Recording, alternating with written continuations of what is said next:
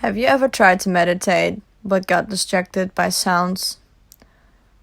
Or suddenly everything just started to itch? You just couldn't find the right position? 'Cause same. Uno, dos, tres.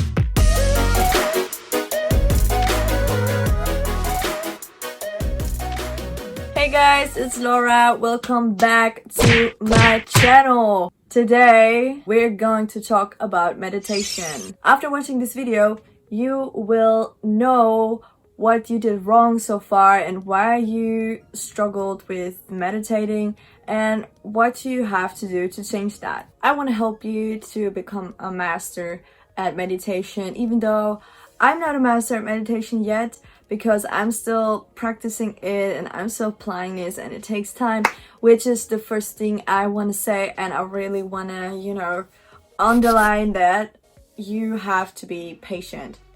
I know it's really frustrating in the beginning and you could get really irritated that it's not working how you want it to work, but it's a process and it takes practice. So for any of you guys who might be thinking, why should I even meditate? Like, what is it good for? Why should I bother going through that frustrating process at the beginning? Here are some reasons why you should consider bringing a meditation practice into your everyday routine. Meditation can help you to have a better focus, also improves your self-esteem, and it decreases your stress levels and helps with anxiety. When it comes to your physical health, it could also improve your tolerance for pain and help you fight substance addiction. These are just a few of the benefits. These are just a few of the benefits. Oh my god! These are just a few of the benefits of meditation. There are so much more, but I promise you it's definitely good for you. 2 months ago, I read this baby, Breaking the Habit of Being Yourself by Dr. Joe Dispenza. I talked about Dr. Joe Dispenza before in one of my other videos where I talk about how to rewire your brain and turn negative thoughts into positive ones. So if you want, you can go and check that out. This book really changed my life in general, so I really recommend reading this one. But it definitely also changed my whole point of view on meditation. I finally understood what meditation really was, what it was good for, how to do it, and in general it taught me so much about the physical body and the mental body and all that kind of stuff. Also, I finally realized what I was doing wrong and why it just didn't work for me like I wanted it to work. I could talk about a lot of different things concerning meditation and what he says in this book, but this video would be way too long, so I'm focusing on one thing that really stood out for me. So brainwaves, how is that the reason why you can be a master at meditation? Let me tell you. So there are 5 different brainwave states that we as human beings are in, which are delta waves, theta waves, I hope I pronounced this right, I don't know, alpha waves, beta waves, and gamma waves. So let's talk about the different brain waves, starting with delta waves. Delta waves are the waves that we are in when we're asleep, so basically when we are unconscious. Then we have the theta waves. That's the state we're in between deep sleep and wakefulness.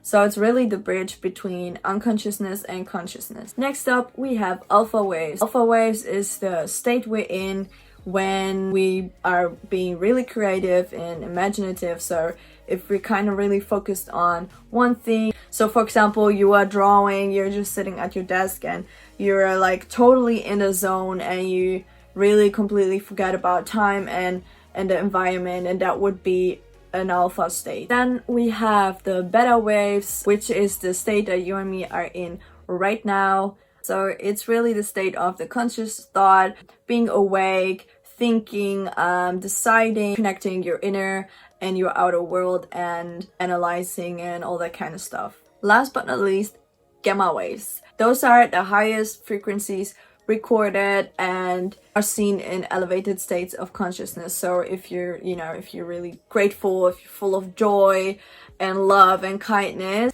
So that basically means the slower our brainwaves are, the easier it is for us to dive deeper in our unconscious mind. Meditation takes us from the beta wave state into the alpha state and then into the theta state. How does it work? You asked the right girl. Imagine you're just sitting here like I do. You're in the beta state and super conscious, super awake, thinking, all that stuff. And then you close your eyes, which is gonna bring you into the alpha state. Because 80% of all the information we receive from the outer world is through our eyes.